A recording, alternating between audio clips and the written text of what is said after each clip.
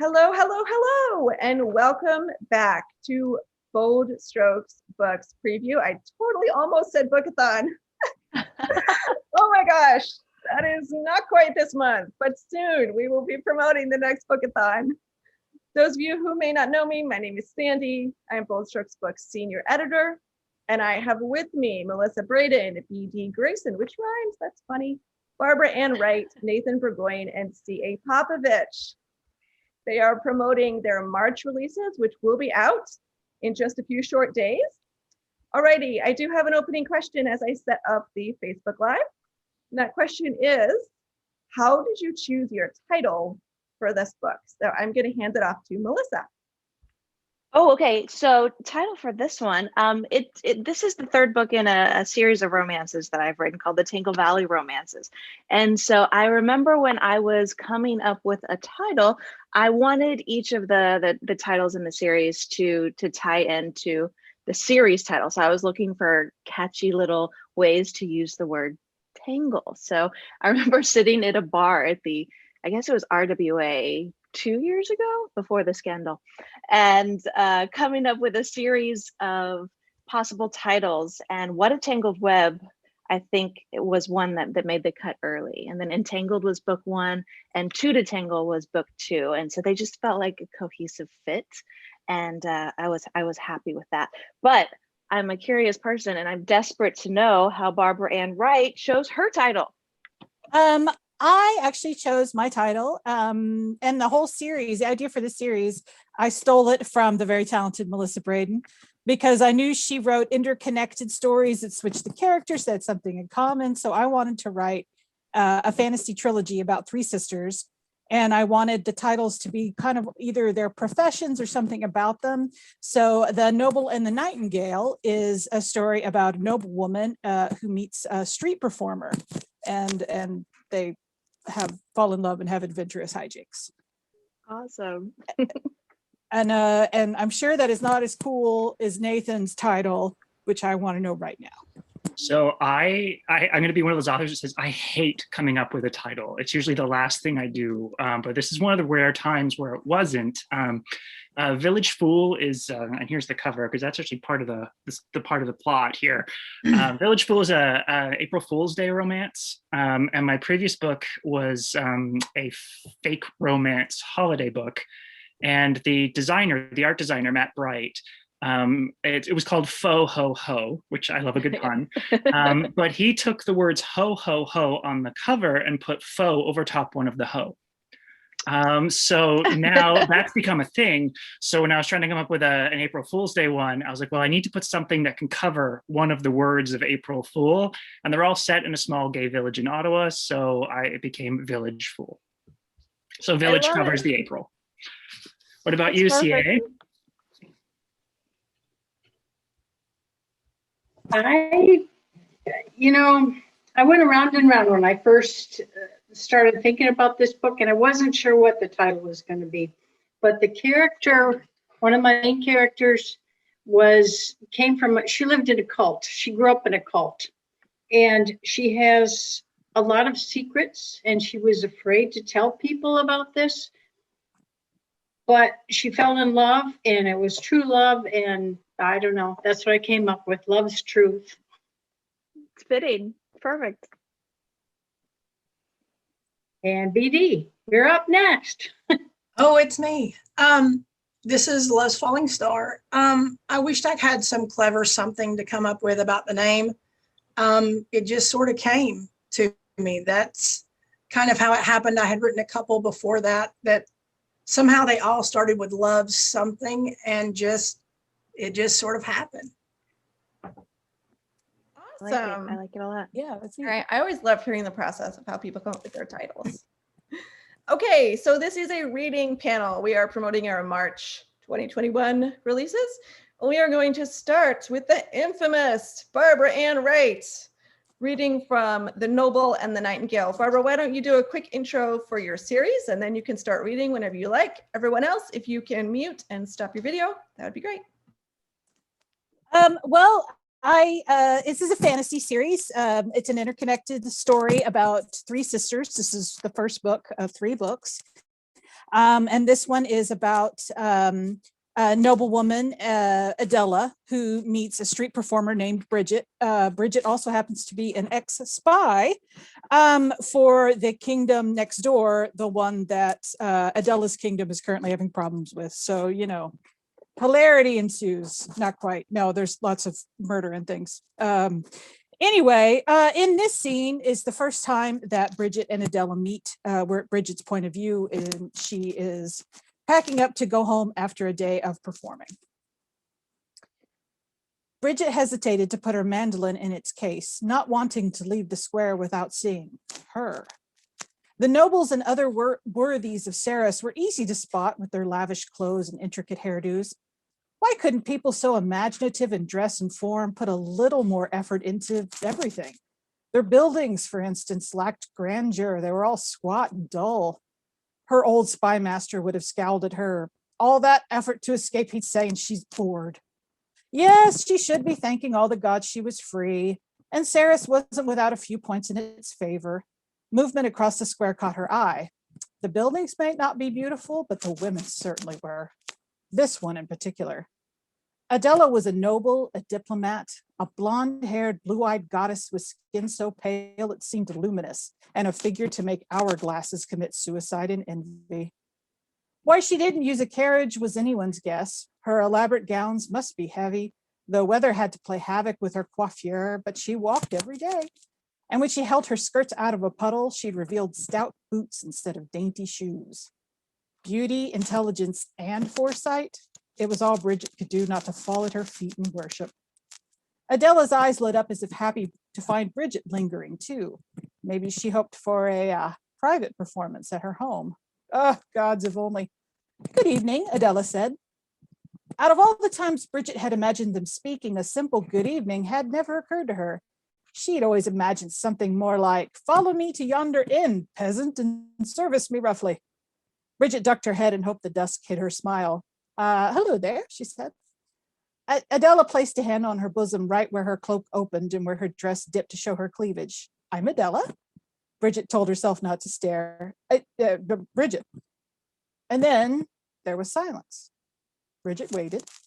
Adela was a diplomat. Surely she could think of something to say, but right now she seemed lost. Well, if she didn't want to make decisions, that was one service Bridget was happy to provide. One of many, but she didn't let herself get carried away. Let's get a drink, she said. Adela's instant of hesitation turned into something like relief. Good idea, she said, the dimples in her cheeks beyond charming. Come on, Bridget said, I know a place. The bar that Bridget called home was a riot of light and noise in the falling darkness. Bridget called a greeting to a few people outside the door, and Adela said, You've been here before. I rent one of the attic rooms, Bridget said. Do they give you a discount for bringing in the people you pick up in the square? Adela had a teasing look in her eye, one that bloomed into her extraordinary smile when Bridget winked. Having never done so until tonight, I wouldn't know, Bridget said. She led the way down the side of the room to a curtained alcove available only to those who lived there. Bridget partly drew the curtain as they sat inside, blocking some of the noise. One of the servers dropped off 2 gin cocktails, causing Adela to raise one perfect eyebrow. When they're busy, Bridget said, they assume I want my usual. And your companions want the same? Adela asked. Bridget sighed. Adela was going to think her some mad seducer at this rate. I could get you something else, she said. Oh, no. Adela took a tiny sip and seemed pleasantly surprised. She turned her head slowly as if stretching tired muscles. Bridget wished they knew each other well enough for her to offer a massage for those silken shoulders. Long day? Bridget asked. Adela nodded slowly and sipped her drink. One of those that comes with a problem you can't solve, and you just have to wait and see if it works out. Bridget's spy training wanted her to offer to listen, to help, to groom a possible source. She told that part of her mind to shut up. She was an ex-spy, after all. Adela rested her chin in one hand. Tell me about you, she said. Bridget opened her mouth, her cover story lined up neat and tidy, but she couldn't say it, not to Adela's earnest face. Are you all right? Adela asked, frowning. I really didn't intend to pry. No, you didn't. Bridget decided to walk the thin road of truth. I haven't had an easy life, and talking about it sometimes causes me pain. When Adela put a sympathetic hand on hers, Bridget was shocked to feel tears prick her eyes. Usually, Bridget said, I throw out a joke and a half-truth, but I don't want to do that with you, so I'll say that I'm happy now. I've plenty of friends and I have my health. She lifted her glass. And I enjoy getting to know beautiful women whom I bring in from the square, along with taking advantage of any discounts they might bring with them. Adela ducked her head and chuckled. She clinked her glass against Bridget's, but she had a shrewd look in her eye. Why give me the truth instead of the joke and the half lie, she said, because of my so-called beauty? She didn't seem to miss much, nor would she be blinded by compliments or led by the nose. Bridget should have walked away, but as she looked into Adela's eyes while the candle made them sparkle like bright blue jewels, she knew she wouldn't. So she replied, because of your boots. Adela sat back, eyes wide. My what? I have always admired a sensible woman, Bridget said. You seem to like to do things your own way, and you make sure you have the right tools, like your boots. You're the kind of person who deserves the truth. After a moment's stillness, Adela threw her head back and laughed, a full-throated guffaw that had Bridget joining in and feeling joy from her crown to her toes. To boots and beauty, Bridget said, lifting her glass again. Adela sparkled like a diamond, her cheeks flushed with laughter or gin and maybe a smidge of desire. She sipped her drink with a flirty look over the rim, and Bridget had to stop herself from leaping the table and kissing her. Why stop herself? Adela was no green girl who seemed ignorant of seduction. Her gaze was full of invitation, and no doubt she knew her own limits. Still, Bridget stayed put. She couldn't get closer, not when that space was already occupied by the lies she would eventually have to tell. Awesome. I love that. And I love the commentary on how the person that you love or that you feel strongly about is the person that doesn't get the joke. You know, like they get the truth. They get the real you instead of the kind of the joke and the mask. And you hope they just don't go running. Yeah. Right. Totally. So this is a new series for you. Yes. What inspired this series? Where did this idea come from? Well, I'd like to say that I stole the idea from Melissa, but it's just I really wanted to write interconnected stories that weren't necessarily like one overarching plot. Like the Period Day Adventures, I didn't want to do that. I wanted to have 3 separate romances, and so I was like, well, you know, what if they're family members? And we get kind of the same plot going through, but really it's about each individual sister and then the women that they fall in love with. Oh, I love that. Awesome. Alrighty. So next up, we have C.A. Popovich, who is reading from her March release, Love's Truth. C.A., if you could, oh, there you are. Perfect. Okay, I'm back. Awesome. So if you can just tell us a little bit about your book and start reading whenever you like. Okay, thank you. All right, Love's Truth. Lynette McCarthy was taken to a cult when she was 12 years old by her parents. And the whole group, all of the members of this cult were renamed. The leader of the cult just changed everybody's names, and Lynette became Sarah. So I'm going to read the prologue first, just to sort of, I don't know, you can see where she's coming from. Sarah crouched in a corner next to the only door in the room as she forced her breathing to normal and struggled to still her shaking hands. Her legs ached from the strain of remaining in one position. Brother Matthew addressed the group as he poured clear liquid into the grape juice in their communion jug. Holy water, her mother had told her. But at 24, she knew better than to believe it. He raised the jug with one hand and his other palm up toward the ceiling. Today will be our final communion, my flock. He lifted the bottle higher and closed his eyes. This blessed jug contains nourishment for our salvation. It's time for the spiritual union that will bind us together forever. It will be a righteous path to show our sacred trust. The moment of faith, our rebirth. It was now or never. Sarah glanced at the guard, who raised his hands and eyes to the ceiling and she slipped out the door and ran. So 12 years later, Lynette escaped the cult and was rescued by her aunt, who lives in Wisconsin. And Lynette lived with her aunt for years, and she learned how to navigate the outside world. And she got a job in a kitchen at a hotel in Wisconsin Dells. So that's where she's working. She has a coworker, Claudia, who wants to be an executive chef, and so she's talking about leaving. And Claudia is Lynette's only friend. And Barb Donnelly is a conservation officer from the Upper Peninsula of Michigan. She hasn't taken a vacation in years. So she goes to Wisconsin Dells to this hotel to spend 3 or 4 week vacation. So that's how they meet. I'd miss you a lot. Lynette pulled Claudia into a hug, already feeling the loss in the pit of her stomach. I'm just working at a different place. I'm not leaving the state. I'll still be here, I promise. Claudia held her at arm's length and smiled.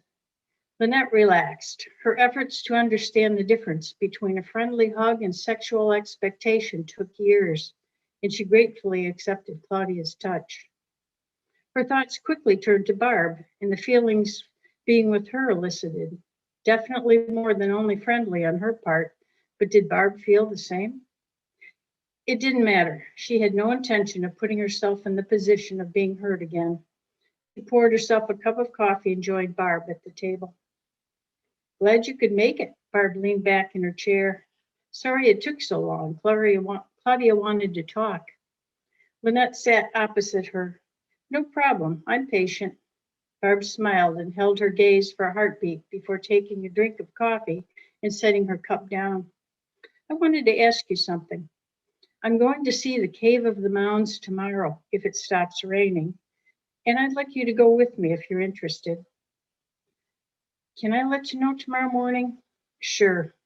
I'll be here for breakfast. I'll see you later here for dinner, too.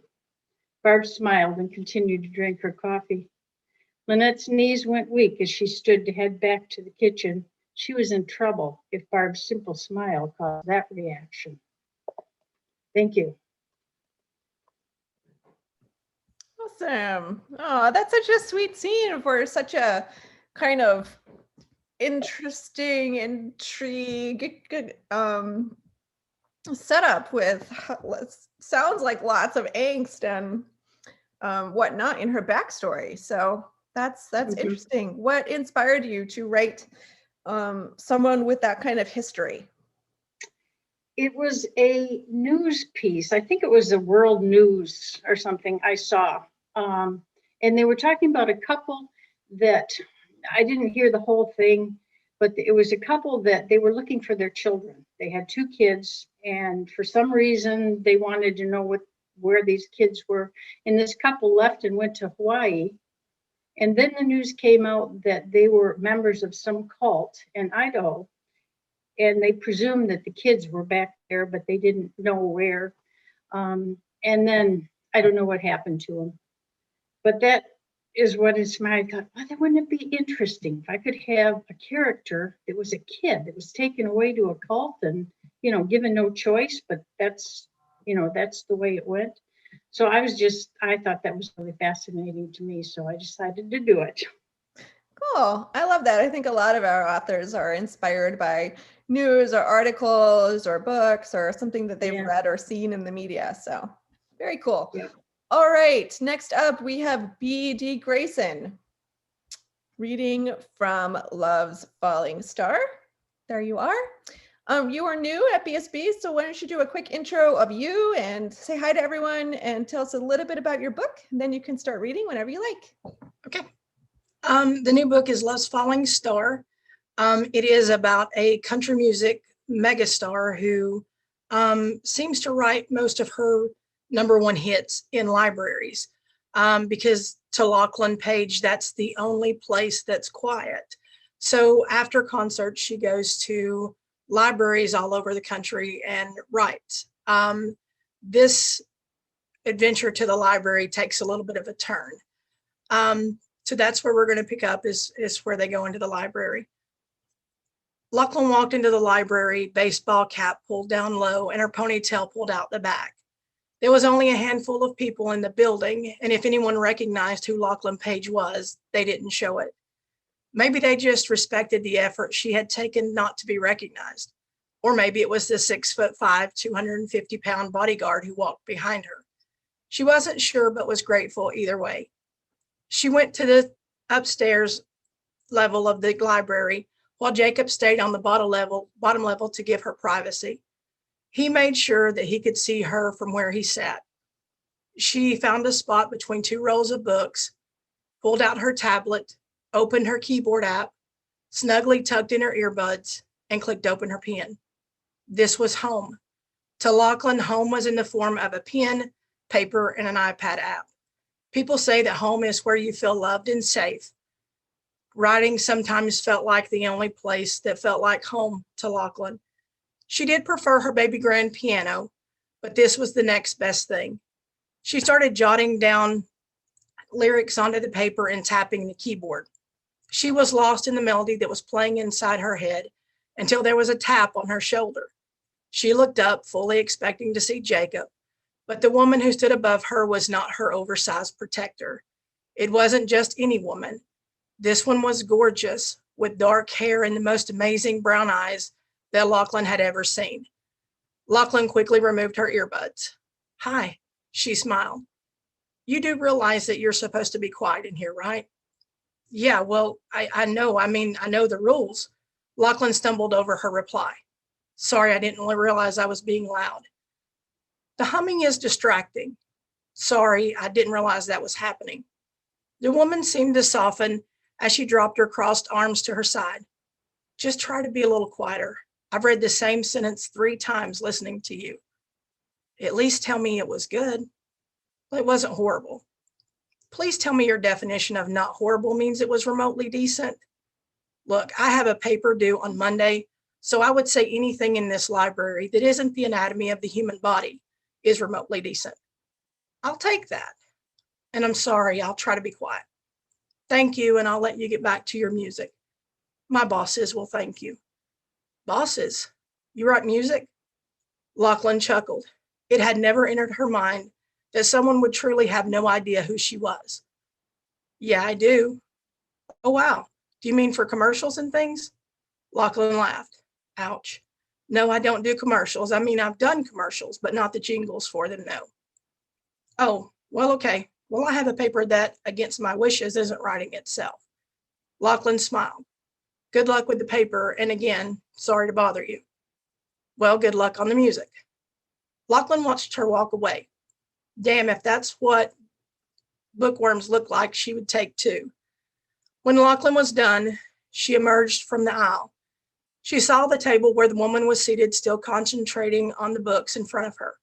Lachlan couldn't seem to help herself as she made her way toward the table. As she approached, the woman looked up just in time to give Lachlan a deadly smile. "Music done?" "It is, for now anyway." The woman lowered her dark-rimmed glasses.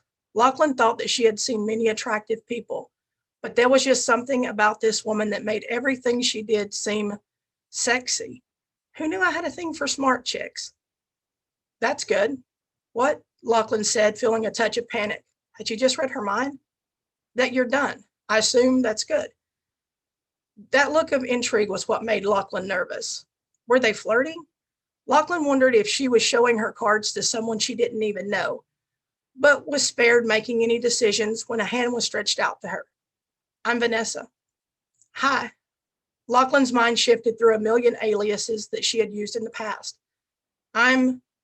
Vanessa blurted out in laughter.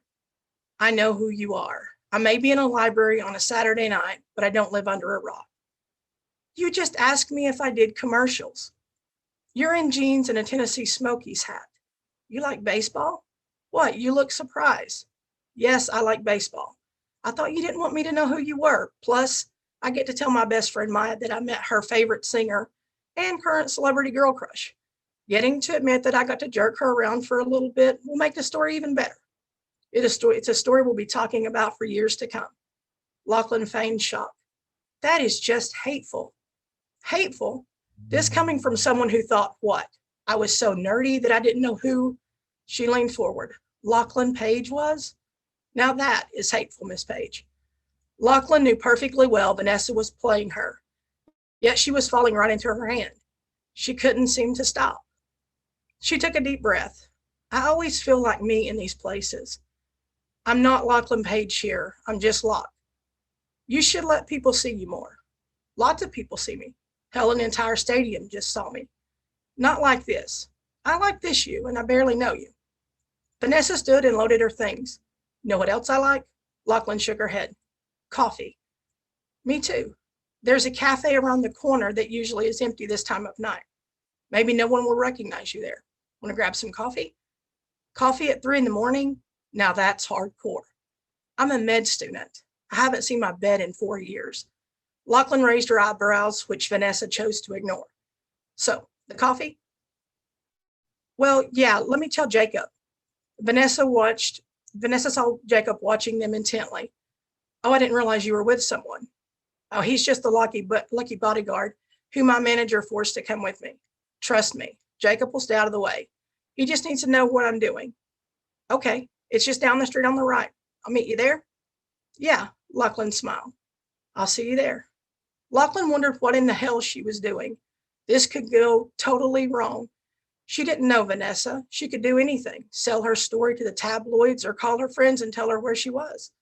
There was a million ways this could go sideways. Ignoring the fact that this could be the first step to everything going horribly wrong, Lachlan let Jacob drive her to the cafe. When she stepped out of the car, her worst fear hit her in the face. The small cafe was packed. Had Vanessa walked her into a trap? And that's Love's Falling Star. Awesome. I love that. And you're getting tons of love in the chat roll. Everyone's loving the library setting and the cute banter between these two. Well, thank you. Really awesome. Great reading. I feel like you could have just kept reading and we would have been happy to sit here and listen to the entire book. Well, I appreciate that, but I, for one, am glad it's over. Take a breath. Yeah, as a dyslexic, reading is never fun. So, well, you did great. Absolutely. Well, thank you. Couldn't tell. So, as I mentioned, I think you really sold the connection between these two people and that banter, and everyone's commenting on how cute they are together. So, what is it about romance that appeals to you as a writer? It has just always been something that I wished sometimes that I could write different genres, sci-fi, stuff like that. But for some reason, it's always been romance. It's what I personally purchase. It's what I've always written. And it always comes out with a comedic edge to it, just as much as it does romantic. Mm-hmm. Yeah, I think that's kind of like your voice and your author voice coming through with that comedy and banter, which makes your books unique and yours, right? Yes. Perfect. All righty. Next up on my list, we have Nathan Burgoine, who's reading from his new release novella, Village Fool. Very exciting. Hi, Nathan. How you doing? I'm good. I'm very good. Thank you for having me, and thank you everyone for coming. Awesome. All right. So please intro yourself and your book, and you can start reading whenever you like. All right. So I think the only thing you really need to know for Village Fool is the fact that it's set on April Fool's Day. And you'll meet three people. The main character is Owen, and he has no idea that his friend Felix grabbed his phone when they met in the morning with a group of friends and pulled a prank on him, an April Fool's Day joke, and changed some of the names on his contacts. And so as a result, he has spent the entire day texting really sort of sexy, smooth thoughts about his crush to his crush. So prepare for the cringe, and that's what this guy is about to live through. Owen stepped into Bittersweets and took a second to wipe his feet on the mat. Of course he was early. He had 20 whole minutes before Toma could arrive, which was more than enough time for him to work himself up into a complete knot of anxiousness. His phone pinged, a text from Felix. Still good for 4 at Bittersweets? Owen blinked. He read it again. Had he double booked? He didn't remember agreeing to meet with Felix, but then again, this morning he hadn't been at his mental best. Or maybe they'd agreed to hang out sometime last week? He wasn't sure. Should he tell him? He bit his lip and then blew out a breath. Felix might tease him, but he'd be happy for him too. I'm afraid I have a date with the world's best chest at 4. Rain check? Little gray dots bounced on the screen. Oh, you're funny. I hope the chest doesn't disappoint. Owen checked his email, scrolled social media, and even tried to listen to his audiobook for a few minutes. Finally, when there was only 5 minutes to go, he realized if he didn't do something, he was going to flip out. So he pulled his contact list up and drafted a quick text to Toma. Hey, I'm at Bittersweet's a little early. I'm always early, don't rush. And it's wet and cold out there. What kind of coffee do you like? I'll have it ready and waiting for you. He read and reread the message, trying not to overthink and failing miserably. It was casual, right? Thoughtful, but not needy. Or was it presumptive? He should add an emoji, a smiley face. No. The mug of coffee. Yes. He blew out a breath and hit send on the text before he could change his mind. They were meeting for coffee. Ordering Toma a drink before he arrived was totally within the realm of what normal people did. It took a little while for the 3 dots to appear. Not that he was staring at the screen waiting for it to happen or anything. Okay, he was doing exactly that. They appeared, vanished, appeared, vanished. Owen reread his message. Had he come off strange? Had he managed to make this awkward before Toma even got here? Because if so, that was a new record, even for him. Finally, a text appeared. Call me. That didn't sound like a good thing. Maybe Toma was about to cancel? It was possible something came up. Or maybe he thinks I'm a complete freak and he's trying to bail. Owen tapped the call icon and held the phone to his ear. This was fine. Come clean. You're bringing him coffee at work now or what? Because that is a great in for asking him out. Owen frowned. Felix? Ha! April Fools! It was Felix. Why do you have Toma's phone? Dude, I don't have his phone. I had your phone this morning. Owen didn't get it. I called Toma.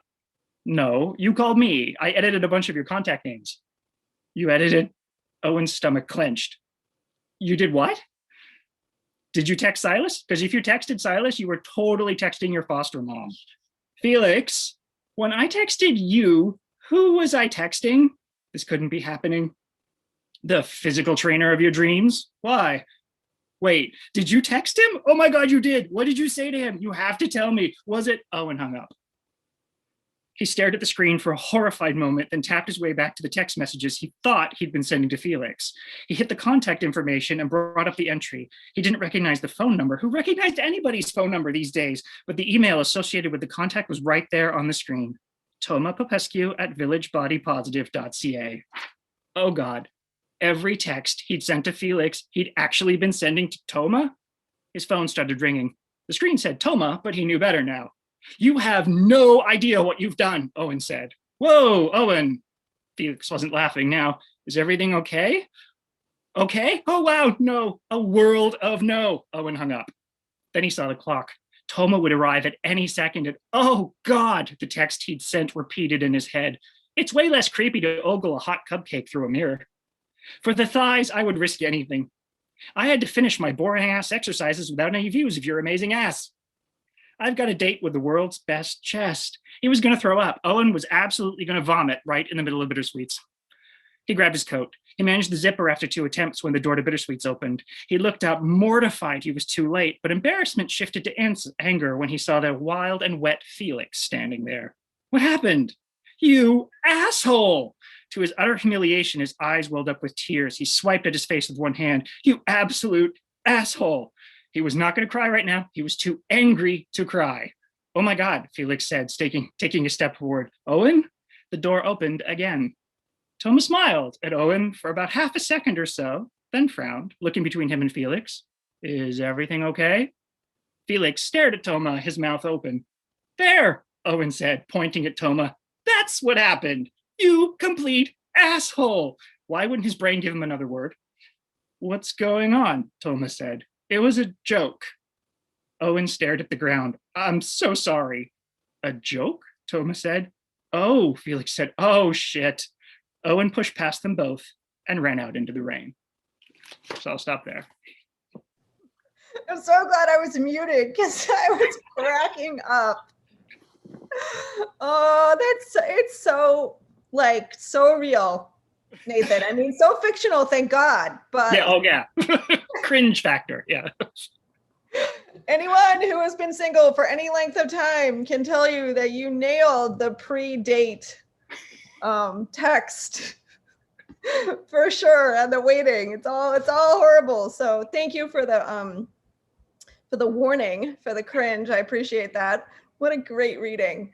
So this is this one part of your series too? Your kind of like novella collection ongoing? Yes, yeah. So this is I did two Christmas holiday romances, and then I just wanted to take a little bit of a break from Christmas, and the idea for an April Fool's Day one occurred to me, so I ran with it. It's a group of 4 friends that they hang out once a week at a coffee shop, and this is the 3rd friend. But you don't have to read them in any sort of order. I try to do that if I ever link stories. So all the way back to Of Echoes Born, Handmade Holidays, Faux Ho Ho, and this one you can read them in any order you'd like. Awesome, cool. Yeah, and this is a novella. So if you're looking for a quick, fun, funny, honest read, this one is definitely for you. Do you have any plans for any more in this collection? Yep, I have one more that I've just begun working on, and I'm doing There's Only One Bed, They're Trapped in a Snowstorm holiday one next, and that is going to be called, and that'll actually be Felix, the guy who played the prank on this one, and that was going to be Felix Navidad. So Okay. it'll have the same little cover art probably. Oh, well, that's fun. Stuck in a snowstorm cliche is always a good trope. Love it. All right. Last but certainly not least, we have the lovely Melissa Brayden, who is reading from What a Tangled Web. I don't know how I'm supposed to read. I'm literally just coming out from under the table because I'm so upset at Felix. I'm cringing. Oh my gosh, I have people in my life who would do that with my phone, so I got to be careful. I don't know. I think we'll have to wait for the next story to see how things work out for Felix. Maybe he'll get his own cringy situation. Somebody needs to play a prank on Felix. That's what I got to say. Hoping. All right, Melissa, you're reading from What a Tangled Web, which is another series book. We have a series panel tonight. Yeah. So tell us a little bit about your series, your book, and start reading whenever you're ready. Sure. Yeah. So I am reading from What a Tangled Web, and this is book 3 in a Tangle Valley Romance. It's a trilogy, but honestly, you could read it on its own, or you could read it as part of a larger series. It's totally up to you. So we are in Whisperwall, Oregon, which is a small town in wine country, and we meet Clementine Monroe, who is the manager of the Bacon and Biscuit Cafe, which specializes in breakfast food. And Clementine's one dream is to one day be able to purchase the cafe for herself and take ownership of it. But wouldn't you know it, her high school crush, Madison, swoops in and buys the cafe before she has a chance to. And so they go through a little bit of conflict about that. And at this point in the book, they are working together. There's still that tension, but they've also had a little bit of bubbling of some near romantic moments. And so at this point in the book, Madison is coming to the cafe in the afternoon after closing. The cafe appeared empty when Madison used her key and let herself in. It was an hour after closing, but there was no sign of the typical dancing today. Damn it, apparently she'd missed her window. Clementine scared her out of her skin when she popped up from the floor behind the counter and kicked her hip out. Well, hey there. Madison's hand fluttered to her chest and she bent at the waist, trying to get hold of her wits again. Oh, wow. Okay. She held up a hand, asking for a minute. Were you hiding back there? Why in the world would you do that to me? Clementine glanced at the floor and pointed at the now empty display case beneath the counter. Cleaning the cases? Standard daily procedure. Watching you freak out like a 5-year-old was purely bonus. She had her hair partially back, which really accentuated the shape of her face. Why did she have to be so pretty? It made it hard to concentrate on much else. The display case, Madison said. Right, should have caught that. Her heart rate had finally settled. Clementine smiled. Yeah, well, you're still sort of new at this. To what do I owe the honor today? Oh, She closed her eyes, trying to remember the story she'd decided upon, but the scare and the hairstyle had pretty much wiped her short-term memory. I just thought I'd stop by, no big deal. She walked casually into the room as if she owned the place, which, of course, now she did. Clementine eyed her suspiciously. You sure you're okay? Madison scoffed. Totally fine. What can I do to help? Clementine placed a hand behind her hip, steadying her. Really? Okay. She grabbed a dry rag and tossed it to Madison. You can wipe down and sanitize that coffee station. Prep it for a new pot tomorrow. Madison eyed her subject, a pretty standard triple coffee machine, and went to work with the rag and spray bottle she'd located. They worked together in silence before Madison turned to her. No Frankie in the kitchen today? Oh, he's at a dentist appointment. That meant they were alone. The smart thing to do would be to bring up the other night, discuss the near kiss they had the way two mature adults would. Yet Madison continued to work, giving the task her full attention. In fact, she lost herself in a furious haze of scrubbing. I think that coffee pot might need a break, Clementine said. In fact, it's feeling a little abused. Sorry, Madison said, straightening. I just wanted to make sure that it was up to... But her voice died, because they were now facing each other with very little space between them. She hadn't expected that. Clementine inhaled, blinked, but didn't move away. Madison could see her pulse beat. Her neck was so smooth and elegant. She wanted her lips pressed to the skin there and imagined burying her face in the curve and kissing lower. She shook her head. She was the boss, and things could get dicey if she wasn't cautious. She had to make sure that Clementine's lips were on hers. Clem's, and they were soft and insistent and wonderful. Madison savored the kiss a moment before giving back, and oh, did she give back. Slightly up on her toes for better access, she angled her mouth over Clementine's, moving her lips in a glorious give and take. Her body sprang to life, wanting and needing and anxious to touch and explore to the point that she thought she would explode. She parted her lips, and Clementine's tongue was in her mouth, and as she was walked backwards, she was pressed against the counter, and good God, the world had surely stopped moving.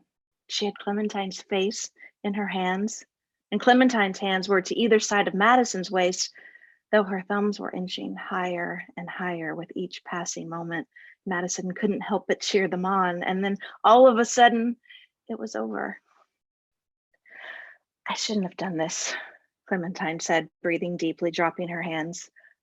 I wasn't protesting, Madison said. A pause as she waited for their brains to catch up. They were still standing so very close together.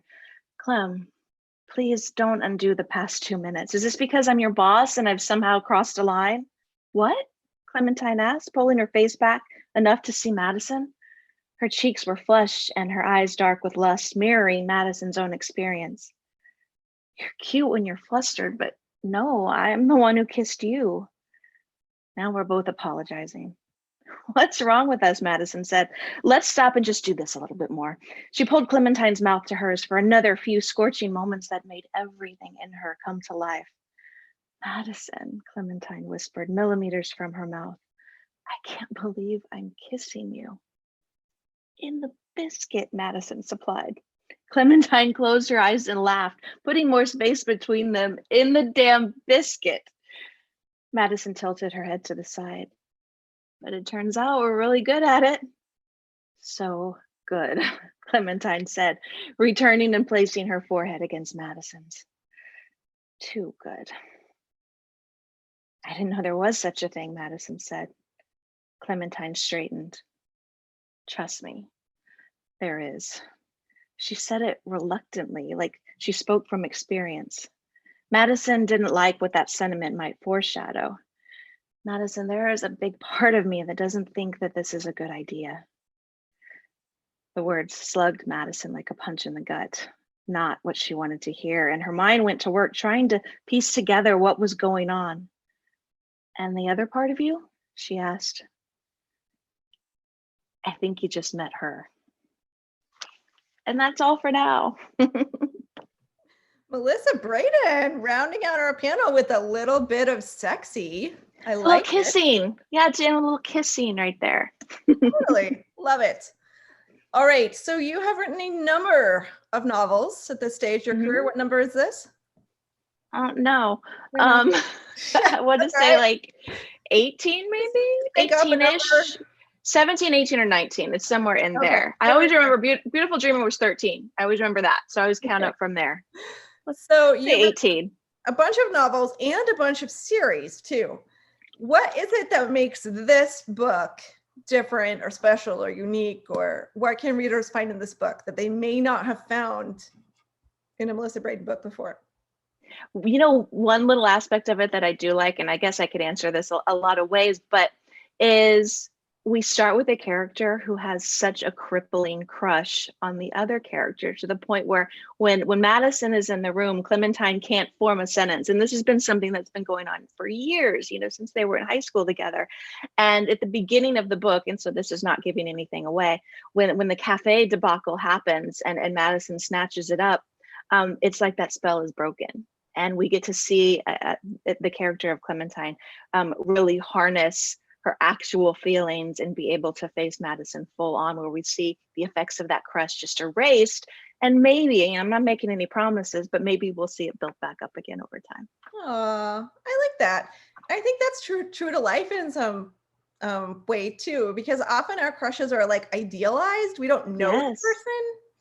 So we kind of exactly have this image in our head of who they are or who we want them to be. Mm-hmm. And then we meet them and interact with them, and maybe they're not like we thought. Maybe they're maybe they steal your cafe and become your mortal enemy. What? It could happen. But I just heard a sexy kiss, so I have a feeling it all ends well. I can't be spoiling it. You know, I don't know. I can't say how it's gonna end. All right, if everyone else can jump back in, we have just about 3 minutes. So I'm gonna send around a really quick question. And I don't think this is one I've asked before on BSB previews. That's always exciting. The question is, do you use beta readers? And if no or yes, why and how many, and how does that work for you? And if you don't know what beta readers are, they're readers who you share your story with, usually before you send it to the publisher. So they're people that you know and trust and will read your story and give you feedback before it goes to your editor. Let's start with Barbara. I have two, we call them critique groups, where we all share each other's writings. They're groups of other writers. I have one that meets usually in person, but hasn't met in a year because, you know, the apocalypse. And then I have another one that's online, and there are 7 of them, I think. 1, 2, 3, 4, 5, 6, 7. Yes. And they are fabulous people, fabulous writers. And honestly, I cannot say too many good things about having people read your stuff before it goes to your publisher, because not only do they catch typos and things, but they actually just make the story better. Yeah, for sure. CA, how about you? Yes, I have a friend who is my beta reader, I guess I'll say, and I can send her like the first few chapters and she'll go over them, and then, you know, send her a few more as I write the story. And it's very helpful. Yes. Yeah. Catching things like that. Definitely. Sure. It's always good to have another opinion. Yes. Yeah. Nathan, how about you? Do you use beta readers? I have 4 people that I use almost every time, and then a few others that come in and out depending on what I'm writing about. Especially if I'm writing a career I haven't done, I try to find a friend who has at least had some sort of brush with that career, because, or if there's anything referring to sports, I'm afraid I live up to the stereotype. So I have this one friend who sent me this beautifully compassionate reply that the number of points scored in a basketball game would never be as low as 12 in one of my stories. So that was really helpful. So yes, beta readers all the way. Love them. Awesome. That's also a good point too about how do you choose your beta readers. So definitely some skill sets you might not have. BD Grayson, how about you? Do you use beta readers, and how did you choose them? I have to, because like I said before, I am dyslexic. So things will look the same to me 50 times. If I read it, it'll be wrong all 50. So I've always had an amazing group of people who I can email and say, hey, what does this sound okay? And I guarantee you, Love's Falling Star, J.C. Morrison, if I didn't have as much help from her as I've had, because she has read over it probably about half as much as I have and said, hey, this, it's still here, and things like that. So I have always had to. I would never do one without it. That's great. And a great shout out to JC too, who's one of our authors. So awesome. Thanks, Speedy. Melissa Brayden, do you use beta readers? I don't. And it's not a thought out plan to not use beta readers. I bet it would be a helpful process, but I think when I started out, I wasn't educated about them. I didn't know that they existed. And so I think when I was forging my way and my creative process started to meld together, they weren't a part of the process. And I'm also somebody who's a little bit protective creatively, and for me, I think the fewer cooks in the kitchen helps keep me focused. But I am somebody who listens heavily to editor advice, and so when I send in my manuscript to my editor, this is the first person that's ever seen what I've written, and so their opinion matters a great deal to me. And so I do think I'm someone who takes criticism pretty well and can implement those notes, and I don't push back a lot because they can see the forest for the trees when I can't. So yeah, when my books go off to proofreading, only 2 people have ever seen them, me and my editor. Oh, that's cool too. I think I'm more toward your side of things as a writer than like this. I think mostly I can't show it to anyone else until I finish the full draft and I'm totally happy with it. I can't do it like a mid-process, because people will like send me ideas or have comments and I'll be like, shut up, no, you're wrong, you don't understand. I love that part when they're like, if you send it to a reader, they're like, gosh, I hope this happens. And I'm like, yes, that might happen.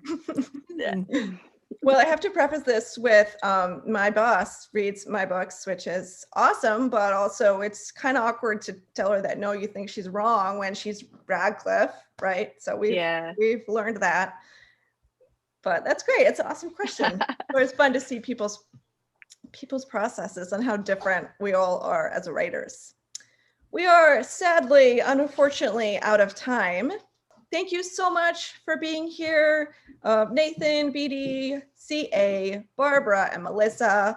And congrats on your March releases, which will be out in just a few short days. Thank you, Sandy. Thank you.